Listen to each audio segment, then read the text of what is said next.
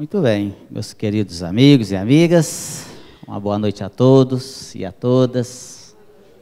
Alegria muito grande estarmos aqui mais uma vez nessa casa abençoada, iluminada, para mais uma noite de estudo, mais uma noite de aprendizado. Queremos também saudar os nossos amigos internautas, que, lembrando os dados do nosso site, já nos chega a informação aqui que estamos com quase 40 mil visualizações. Isso nos deixa muito felizes, né? Então, o nosso estudo ele não fica restrito a apenas para cidades longínquas e até outros países, como já nos tem chegado. Isso nos fortalece para que nós possamos continuar perseverantes nesse caminho, nessa batalha de poder levar o conhecimento dessa doutrina maravilhosa a tantos lugares. Muito bem, meus queridos. Lembrando que o nosso estudo aqui é de perguntas e respostas, o tema é o papel e caneta, para que vocês possam estar fazendo a pergunta que vocês quiserem. Nosso medida do que soubermos. Se porventura não soubermos responder alguma, levaremos para quem tem mais conhecimento do que nós e traremos em uma nova oportunidade. Um bom estudo a todos nós. Nós vamos começar com o João Mário, então. Não é? Boa noite. Uma alegria novamente poder estar aqui compartilhando esse espaço tão gostoso e também estes sentimentos e os nossos pensamentos, numa oportunidade de aprender, que é sempre bom, a gente sempre aprende junto. Então, a primeira pergunta é o seguinte, é uma pergunta de hoje. Boa noite. Se pelo Espiritismo não existe milagres, como explicar os milagres de Jesus? Não acredita ser possível existir, que é o conceito de milagre como derrogação das leis da natureza. Muitas coisas que nós chamamos não são milagres no sentido de derrogação das leis da natureza, mas são a utilização de leis da natureza ainda desconhecidas pela ciência. Então, por exemplo, os fatos que elas citam aqui que de milagre, muitas vezes é porque Jesus conhecia leis que até hoje nós não conhecemos bem. Por exemplo, a maioria dos chamados milagres de Jesus era com relação à cura. O herdeiro dessa escola de cura espiritual realiza curas que para a ciência são milagrosas. Doenças terminais, câncer, que não tem solução dentro da ciência, da medicina terrena, de repente vem uma intervenção espiritual através de médiuns e aquela doença é curada. O milagre, ele foi curado, é um milagre? Não, é porque se usou leis ainda desconhecidas. A lei como, por exemplo, que o Espiritismo estuda, a influência dos espíritos na nossa vida. Os espíritos influenciam na nossa vida, tanto beneficamente quanto maleficamente. E dentro dessas influências, através do que a gente chama de fluido, de magnetismo, de vibrações positivas, energias positivas, eles conseguem atuar no organismo físico e muitas vezes minorar e até curar. Uma coisa que Deus não permite que aconteça? Não, apenas se utiliza ainda leis desconhecidas. Por exemplo, se a gente for analisar os fenômenos magnéticos e elétricos, se a gente magnetizar aqui eletrificar um corpo e esse corpo a gente mover ele pela eletricidade, um índio, alguém que não conhece a lei, vai achar que aquilo é um milagre, está movendo aquilo ali sem tocar e tal. Não é, está usando as leis da natureza da eletricidade. Então, Deus rompesse as próprias leis, mudasse as próprias leis, ele não seria perfeito. Seria igual ao ser humano, que muda de ideia. Deus não é assim, evoluir ou mudar de ideia. Então o universo ele tem essa ordem exatamente por causa da perfeição de Deus. E o milagre como derrogue ainda lutando para aprender a conhecer todas as leis de Deus. Por isso que para nós ainda acontecem coisas que a gente acha milagrosa, mas na verdade são feitas por espíritos muito superiores, como Jesus, que conhecem as leis de Deus e sabem manipular o fluido, a matéria, as energias, para fazer esses fenômenos que para nós são maravilhosos. Todo mundo tranquilo? Boa noite. As consideradas chagas da humanidade, o orgulho e a Chico Xavier não as possuem. Obrigado. Bem, o que o livro, né, a vaidade aqui, ela vai ser uma variante do orgulho, mas as duas sim, básicas, aqui, por exemplo, o orgulho, né, uma pessoa orgulhosa é aquela pessoa que se julga acima dos outros, se julga melhor do que os outros. A vaidade, ela só diferencia um pouquinho do orgulho, porque o vaidoso, ele se julga melhor, mas ele quer que todo mundo saiba que ele é o melhor. O orgulhoso, só dele se achar melhor, para ele já está bom, já está satisfeito. Agora o vaidoso não. Ele se acha melhor e quer que todo mundo fique sabendo que ele é o melhor. Mas as duas chagas, então, é considerado o orgulho e o egoísmo. Isso foi muito importante, gente, para a nossa evolução. Nós não somos até hoje, né, ou nós não éramos orgulhosos e egoístas à toa. Isso foi algo que nós desenvolvemos, porque senão a gente não vingava aqui na Terra. O ser lá na ancestralidade, né, o Neandertal, pontada de egoísmo e de orgulho, ele não conseguiria sobreviver na Terra. Imagina você tendo que matar literalmente um leão por dia para você viver, para você arranjar comida. Se você não fosse egoísta e às vezes queresse aquela comida para você, né, você não sobreviveria. Imagina, vem lá um leão, você fala assim, não, olha lá um leãozinho, né? Vamos esperar ele para a gente dividir a comida. Lógico que não é assim. Então o camarada tinha que ser um pouco egoísta realmente para ele conseguir sobreviver, para ele conseguir vingar. E isso a gente foi passando. Hoje, muito dificilmente, as pessoas morrem de fome mesmo.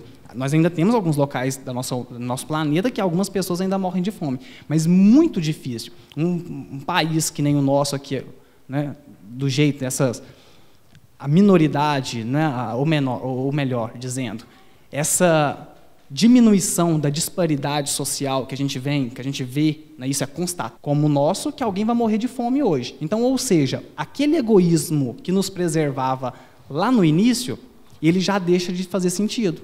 Hoje a gente não precisa mais de ser egoísta para não poder morrer de fome, né? Ou seja, já não tem mais o porquê dele existir. Então, se nós ainda temos esse resquício de orgulho e de egoísmo, já é por outras causas. Já não é mais por aquele egoísmo natural que todos nós tínhamos inerente a todos os encarnados. Jesus, por exemplo, encarnou aqui e ele não era nem orgulhoso nem egoísta, muito menos vaidoso.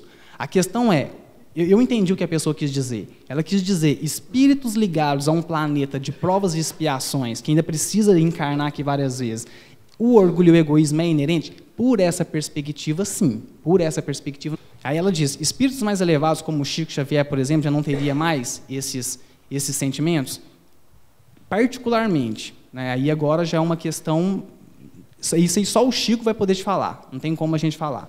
Particularmente, eu acho que uma de vaidade, né, o Chico ele usava uma peruca, né, ele dizia, olha a esperteza, ele dizia que era para não ofender os outros com a feiura dele.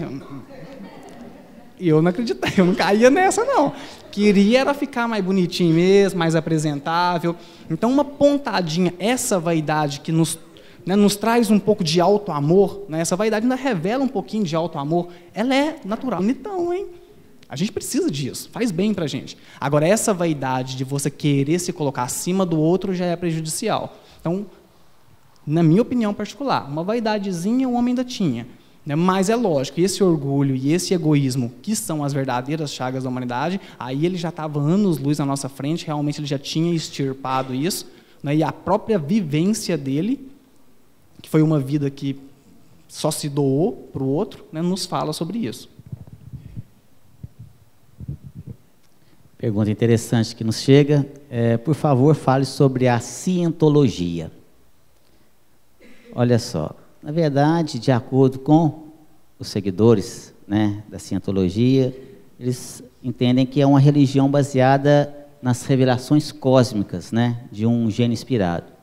Alguns entendem que é uma religião, né, e outros já consideram como se fosse uma seita. O que nós sabemos é que tudo lá é muito secreto, né? As coisas que acontecem dentro dessa seita ou religião, como queira.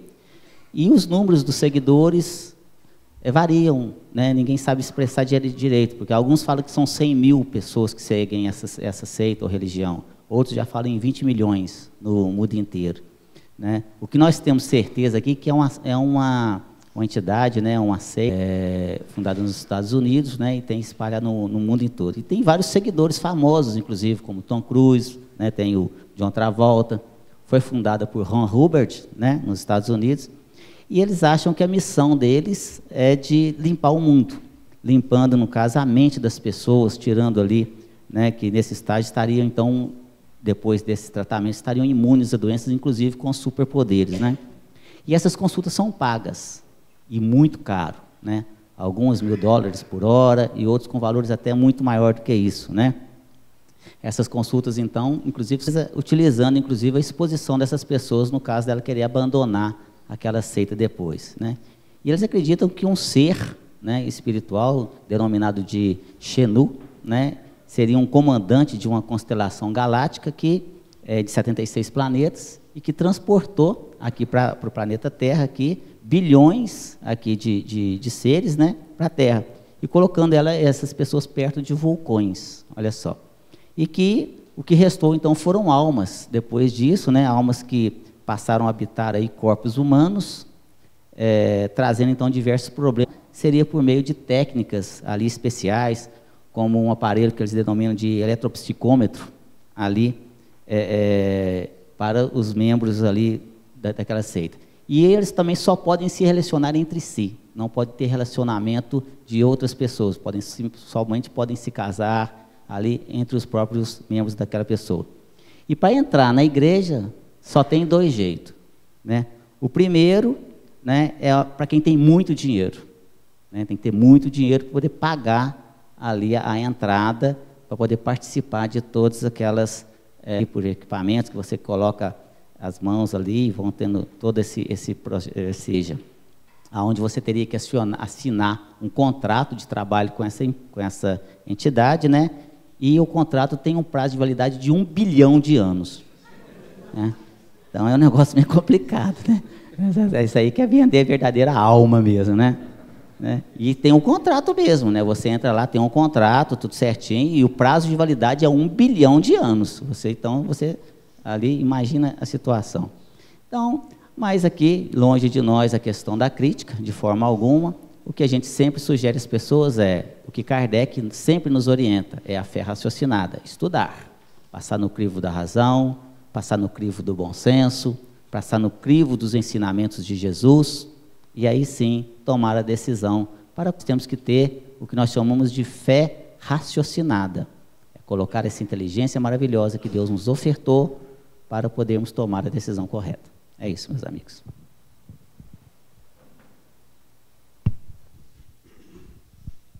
Gostaria de saber um pouco mais sobre ideoplastia. Ideoplastia, o termo significa então seriam as formas das ideias. Quem nos traz esse termo dentro da doutrina espírita é André Luiz, em suas obras. Então ele, junto naquelas excursões dele no mundo espiritual, ele começa a observar certas formas que são... Ele pergunta ao mentor o que é isso, aí o mentor vai explicando, que são formas, que é uma capacidade nossa do ser humano de plasmar o nosso pensamento, de dar forma ao nosso pensamento. E isso é muito poderoso. Ou seja, o nosso pensamento ele se transforma numa forma, espíritos podem visualizar os nossos pensamentos pela forma que ele tem, e essas formas podem nos fazer bem ou mal. Porque essas formas, essas imagens geradas pelo nosso pensamento, elas podem ser harmoniosas, pacíficas, elas podem nos trazer inspirações. Por exemplo, quando eu imagino Jesus, quando eu imagino a paz, quando eu imagino o amor. Ou, pelo contrário, podem ser formas, pensamentos de ódio, de rancor, né, de revolta. e isso nos faz mal. Então, ideoplastia é exatamente essas imagens produzidas pelo nosso pensamento. Como já foi dito, o perispírito também é feito de matéria, mesmo que seja menos densa. No acidente do político Eduardo Campos, o perispírito sofre algum dano e o espírito sofre muita perturbação? Bem, sim, correto. O perispírito ele é feito de uma matéria mais densa, menos densa, da qual a gente conhece, e ele é retirado e está naquele planeta. Então, por exemplo, por isso que o Divaldo Franco ele fala que Jesus Cristo, para que ele pudesse se condensar, para que ele pudesse reencarnar aqui na Terra, foi um processo de mais de 1000 anos, onde ele veio se condensando, porque ele tinha que utilizar a matéria desse planeta. Então, imagina que é um espírito que já está muito eterizado, ter que utilizar o perispírito ainda, a matéria ainda de um planeta como o nosso, que ainda é muito denso. Então, é um pouco difícil para eles. O espírito retira, sim, o perispírito ele é feito dessa matéria do planeta onde ele está inserido. E o que acontece? No desencarne, há, então, o rompimento daquilo que ficou conhecido como cordão de prata, que é o que sai do perispírito e liga ao corpo físico. Quando há o desencarne, esse cordão de prata ele é rompido, é a única vez que ele é rompido, é na morte, e o perispírito se desenlaça do corpo. Quando isso acontece de forma muito brusca, que é o caso aqui do exemplo que ela deu, que é o do acidente, pode sim haver uma perturbação do espírito de não saber no espírito. Como ele não percebe o que está acontecendo, ele fica num estado de confusão, pode ser que ele ainda carregue um pouco desse fluido vital. Eles sentem muito, até a própria decomposição do corpo, porque como eles dão cabo da própria vida, ainda resta um pouco de fluido vital no seu perispírito. E é esse fluido vital que faz com que ele tenha a sensação que está acontecendo no corpo físico, que é como se ele mantesse ainda um pouco ligado ao corpo. Nos acidentes, isso vai depender do estado mental da pessoa que sofre o acidente. Se ela for uma pessoa que já tem um certo conhecimento da vida, uma pessoa um pouco mais espiritualizada, pode ser que ela faça esse desenlace tranquilamente. Mas, na maioria dos casos, realmente, nos acidentes, o espírito ele fica assim, um estado perturbado. O Kardec, o espírito, depois que ele desencarna, quanto tempo que ele tem ainda, que ele ainda está meio perturbado? E eles faziam várias evocações. O Kardec, gente, mas o grupinho deles lá, da Sociedade Parisiense, eles iam, às vezes, quando eram amigos, eles iam para o próprio cemitério. O camarada estava acabando de ser enterrado, eles iam para um lugarzinho ali e faziam experiências mesmo, e evocava a pessoa para ver se, às vezes, no próprio funeral dela, ela já poderia se manifestar. Então, depois de muita experiência no Livro dos Médiuns, mais ou menos 7 dias para o espírito já estar um pouquinho mais equilibrado depois do desencarne. É lógico que, no acidente, isso aqui pode se prolongar por meses e até por anos até. O espírito realmente vai ficar num estado de confusão. É lógico, sempre vai depender da visão que ele tem sobre a vida. Recebe os dons da mediunidade. Pergunta muito interessante. Bom, vamos fazer uma diferenciação, só para a gente entender mais profundamente, entre mediunidade ostensiva e mediunidade natural. A mediunidade natural, ela tem que ser desenvolvida ao longo da vida e ao longo das vidas. A mediunidade natural é aquela que eu vou evoluindo espiritualmente, minhas percepções vão aumentando naturalmente e eu vagarosamente vou começando a perceber os espíritos, a vê-los, a ouvi-los. Isso é a mediunidade natural. Ela tem que ser desenvolvida e geralmente não traz nenhum transtorno para nós porque ela é desenvolvida de forma natural. A mediunidade ostensiva é uma mediunidade que muitas vezes nós a não desenvolvemos nessa forma natural e ela é implantada em nós, digamos assim, geneticamente, no corpo físico, porque o nosso projeto reencarnatório, nós escolhemos ter aquele tipo específico de vocação, de missão, de expiação ou prova, de trabalho mediúnico. Então a mediunidade, eu não tenho assim um controle dela como na mediunidade natural, porque ela foi dada a mim para que eu a desenvolvesse e me desenvolvesse com ela. Então ela precisa ser educada. Ela já foi imantada no meu corpo físico, eu tenho uma missão, uma prova, uma expiação com ela, então eu preciso educá-la. É o médium ostensivo. É aquele que não quer ver tudo com ele.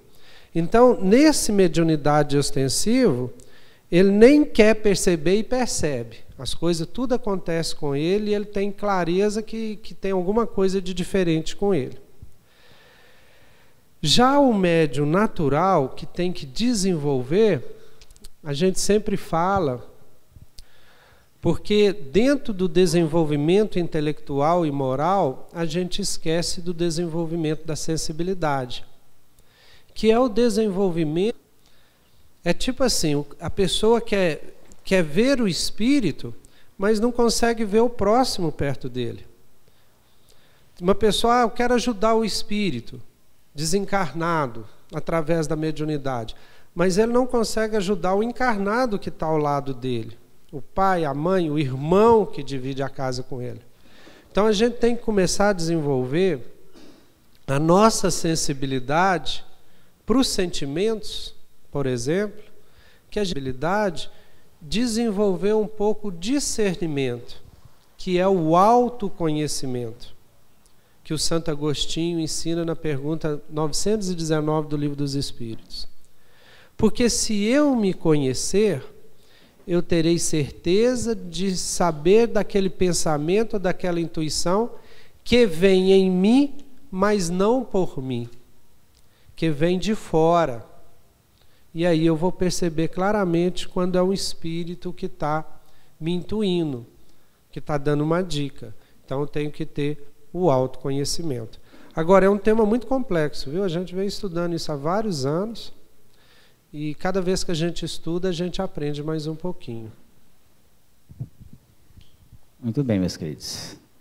Pergunta que nos chega. Boa noite. Os espíritos podem me ajudar em qualquer pedido? Olha, os amigos espirituais, em especial o nosso espírito protetor, denominado postos a nos auxiliar.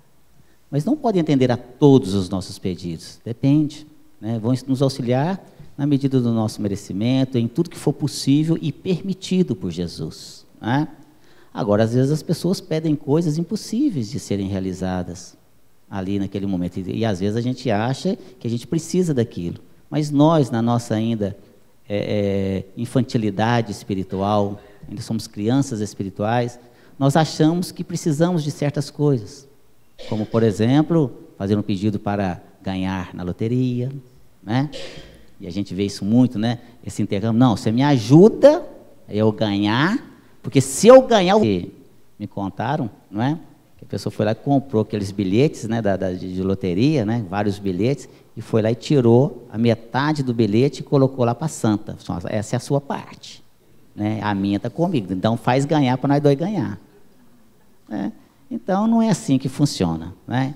Então eu gosto muito de brincar com as pessoas aqui, que as pessoas às vezes falam assim, mas eu rezo o dia inteiro para o meu anjo da guarda, eu rezo o dia inteiro para os espíritos, eu rezo para tudo quanto é santo, e as coisas não melhoram para mim. Eu não consigo arrumar emprego, né? Eu estou desempregado tem um tempão, e eu fico rezando o dia inteiro e nada acontece. E aí, às vezes, eu falo para as pessoas, aí é que está o seu grande problema, você reza demais. Né? Você não pode rezar, resolver esse problema, né? Eu ficaria o dia inteiro com o terço na mão. Rezar não resolve nada. O que resolve é fazer oração. Né? Você fala, mas isso é a mesma coisa. Não é a mesma coisa. Rezar é uma coisa. Fazer oração é outra coisa. É você orar e ação. Ore, peça a Deus, peça a Jesus, peça aos bons espíritos, peça ao seu amigo espiritual, para que possa ter a intuição no momento certo, para te encaminhar, e corre, vai atrás, e vai à luta. Eu não vou resolver não, né? Você tomou remédio? Não. Estou precisando de emprego. Você foi distribuir currículo? Não.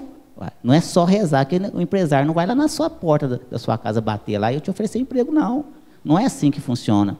E tem coisas Nós, às vezes, temos que entender que, às vezes, aquela doença é a nossa cura. Tudo o que acontece conosco tem uma razão de ser, meus queridos. Nós temos que tirar a essência ali. Isso não quer dizer que Deus não nos ampara. Muito pelo contrário. Deus está sempre ali disposto a nos auxiliar em tudo que for possível. Mas nós temos que fazer também a nossa parte, né? É assim. Sérgio, me lembrou da história encheu tanta paciência do anjo da guarda, vários anos, até que um dia o anjo da guarda materializou na frente dele e falou: meu filho, eu posso até te julgar, mas joga, se não julgar, não tem pai que faz todas as vontades do filho pequenininho, que pede chiclete todo dia, aqueles pedidos que fazem bem para o filho. Eu acho que o pai lá de cima trata a gente da mesma forma, só atende os nossos pedidos que fazem bem para nós. Se a gente pedir coisa que faz mal para nós, o pai lá de cima também não vai atender, não. Igual a gente não atende os pedidos dos nossos filhos que a gente julga que vai fazer mal para eles, né? Essa aqui eu vou tentar responder, mas peço os colegas também, se tiverem alguma opinião diferente, para contribuir. Qual a visão da doutrina referente ao controle de natalidade, tendo em vista a escassez de recursos e destruição do planeta com uma ocupação desordenada? E aí complica mais um pouquinho, ele não estava satisfeito, perguntou o seguinte: e a homossexualidade pode ser encarada como uma das formas desse controle de natalidade? Está vendo como é que está difícil? Bom, a primeira questão, a doutrina espírita vê o controle de natalidade como uma questão de consciência. Cada um tem que ter a consciência a respeito de, principalmente, a educação dos filhos. Então, a pessoa consciente, por exemplo, quem hoje teria coragem de, como nossos pais, nossos avós, colocar 10, 12 filhos no mundo? Levanta por uma questão de evolução, quando a gente vai se conscientizando da responsabilidade de educar o filho, nós espíritas, que sabemos qual é a missão dos pais, quem teve 3 pode se considerar corajoso. Eu tive coragem de 2, né? Tem gente que tem coragem de 1. Então, quer dizer, é uma questão de consciência, né? Essa questão do controle. Estudos que o seguinte: se todo mundo tivesse o estilo de vida do norte-americano, do estadunidense, o mundo já tinha acabado. Se todo mundo tiver o estilo de vida do chinês, a Terra ainda comporta muita gente. Então é uma questão também de estilo de vida. Como é que a gente vai conviver com a natureza? E nós espíritas sabemos que existe 3 vezes mais espíritos esperando o reencarnado ter que conviver melhor com a natureza, porque eu acredito que vai chegar aí a uns 20 bilhões de encarnados antes de estabilizar. Aí imagina como é que o nosso planeta vai conseguir suportar 20 bilhões de espíritos encarnados. E a questão da homossexualidade, eu acho que vai com essa consciência, porque hoje existe cada vez mais métodos, né, de geração de forma não natural de bebê, de adoção, e que agir também de acordo com a consciência deles lá, essa progressão que existe do aumento da população. Não sei se os companheiros querem colaborar. Qual é o objetivo da vida? Beleza. Gente, a gente não tem resposta, né? A gente sabe, por aquilo que os espíritos nos falam, eles fazem essa pergunta, o Kardec faz essa pergunta para os espíritos. Qual que é o objetivo de Deus ter criado isso tudo, atual e moral que a gente está? Saber de todas as coisas, ou saber do início das coisas. Nossa mente não suportaria entender tudo isso aqui, né? Ele diz assim, a sua inteligência, ou seja, a nossa inteligência, o nosso cérebro, do jeito que ele ainda está evoluído, a gente já evoluiu ele bastante, né? de uns 50 mil anos para cá, mas a gente ainda tem muita coisa ainda para aprender, O nosso córtex pré-frontal, por exemplo, o Calderaro fala para o André Luiz, lá no livro Mundo Maior, que nós temos milhões e milhões de neurônios para que possa começar a utilizá-los. E aí essas habilidades vão cada vez mais aumentar. Então, ou seja, essa nossa inteligência da qual a gente apresenta hoje, a gente ainda não consegue ter esse tipo de resposta. O objetivo da vida. Quando Deus nos coloca aqui, e Ele nos cria espíritos, em cima da palavra simples, simplicidade, se você for pegar a palavra simplicidade, simples, um dos significados dela é puro. O simples é o puro. A gente faz uma interpretação aqui, e a gente tem, a doutrina espírita nos dá essa liberdade, né, de que quando Deus nos cria, Ele já nos cria com todas as potencialidades para que a gente se torne um espírito puro. Porque já está tudo dentro de nós quando Ele cria. Qual que é o objetivo, então? É você descobrir essa perfeição que você já carrega dentro de você. Porque imagina se Deus já te colocasse aqui pronto. Não, filho, está lá, pronto, está prontinho. Um monte de nos faz simples e ignorantes. Ignorante por quê? Porque ignora ainda as experiências. Então a gente tem que passar pelas experiências para ganhar experiência e não perder essa simplicidade, que é a pureza que a gente carrega. Então o objetivo seria a gente descobrir essa pureza que a gente já carrega, porque esse natural que nós somos, o homem somente é infeliz quando dela se afasta. Ou seja, quando a gente se afasta da lei natural, a gente cai no sofrimento, a gente cai na dor. Então a questão é descobrir essa naturalidade que a gente carrega, descobrir, né, essa pureza que a gente já traz, é viver no natural. Consequentemente, é descobrir a felicidade que todos nós já carregamos. Né, porque a gente é feliz, a gente nega a nossa felicidade. Eu sou feliz. Na minha felicidade, nós somos feitos para descobrir isso. E a gente está aqui suando a camisa, batalhando para tentar descobrir. Interessante. Pode um espírito encarnado fazer com que o espírito desencarnado permaneça por um período maior em perturbação devido a uma desavença quando encarnado? Olha só, pode sim. E é muito interessante, porque na verdade os processos obsessivos, nós temos que enumerá-los aqui pensando em 4 tipos. Né? Podemos colocá-los assim, classificá-los em quatro formas. Primeiro tem aquela que a maioria das pessoas entendem que é só essa. É de um espírito desencarnado, né, que se aproxima de um encarnado aqui e começa um processo obsessivo, de perturbação, de vingança ou de vícios, enfim. Né? E a maioria das pessoas entendem que só existe essa forma de obsessão, mas não é. Existe uma segunda forma também, que é de espírito desencarnado para outro espírito desencarnado, onde aqueles espíritos que estão ali, um muito mais inteligente, com muito mais conhecimento do que o outro, tem também o de encarnado para encarnado. Né? Aí que você está ali, né? Seja com as energias ruins que você está ali para aquela pessoa que você não gosta, ou seja mesmo aquele sistema, aquela forma de possessão, ciúme doentio, enfim. E tem de encarnar que perdoar. Né?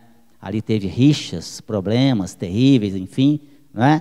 E a pessoa às vezes está lá na hora ali do velório, do enterro, né? E que a pessoa assim, já foi tarde, e tomara que sofra o resto da eternidade. E todo dia, ao invés de orar por aquela pessoa, manda energias negativas, os pensamentos só ruins, né?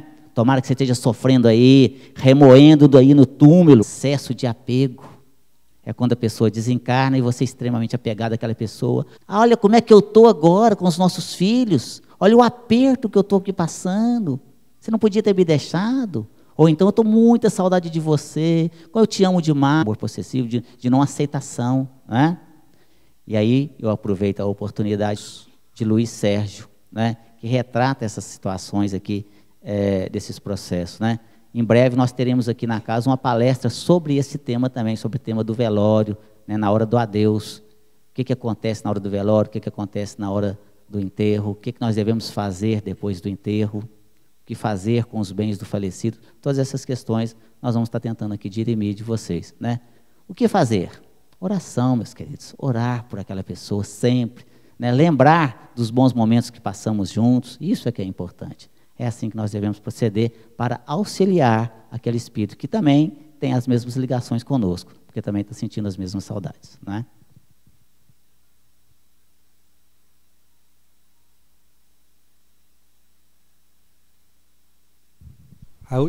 Responder muito brevemente, que o Marcelo já informou ali, 4 minutos agora, né, Marcelo? Nem 5, não é? mas essa não pode ficar sem resposta. Responder ela em 3 minutos é que vai ser difícil. Com um dia inteiro insultando ele, mandando energia negativa e falando todos os impropérios, xingando a mãe dele, foi o mínimo. Tranquilo. Até que o guerreiro não aguentou mais, quebrou a espada e foi embora. Né? E os discípulos chegaram para o sábio e perguntaram assim, mas como é que você aguentou tanto xingamento, tanto insulto? Eita. Alguém traz um presente para você e você fala assim, não quero isso não. O que acontece? Então, é assim que nós devemos fazer com o mal, com as vibrações malignas, com tudo de ruim que acontece conosco. Eu não aceito. Eu não respondo com mal. Eu não me uno ao mal. Como Jesus ensinou, eu respondo com amor, com paz, com harmonia. Então, como me defender? Não caindo nessa vibração, não caindo nessa relação de ódio, nessa relação de obsessão. Manter-se em paz, na tranquilidade. A todos nós, daqui a pouco teremos a nossa palestra.